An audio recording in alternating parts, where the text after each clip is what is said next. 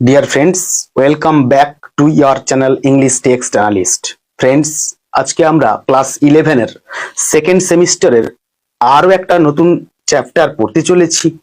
Friends, আজকে আমরা এমনই একজন অথারের স্পিচ বা লেখা নিয়ে আমরা পড়ব, যেটা আমাদেরকে একটা পারসেপশন, মরালিটি অ্যান্ড রিয়ালাইজেশন এর একটা এডুকেশন বা লেসন আমাদেরকে প্রদান করে।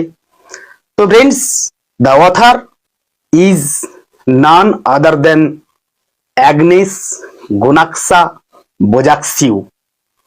She is best known as Mother Teresa. Before going through the text, we should know the background facts of the story or the text or the speech in brief. তো আমরা পড়তে চলেছি Nobel lecture written by Mother Teresa.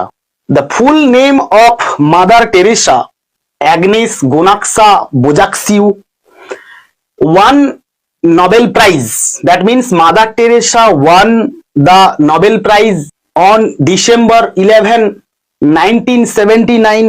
She won the Nobel Prize for peace, Shanti, for her work helping suffering humanity, particularly children and refugees.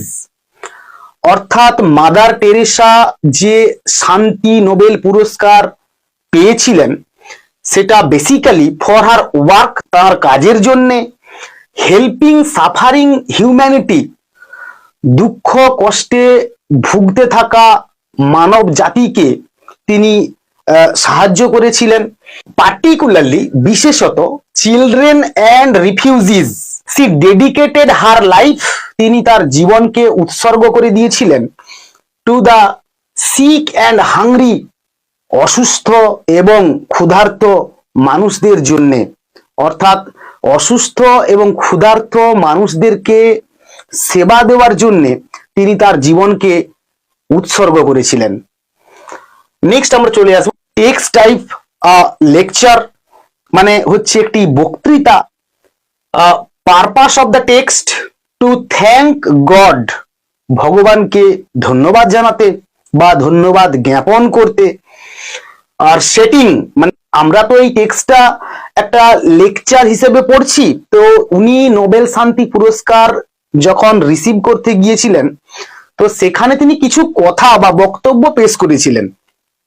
সেই বক্তব্যটাকে text আকারে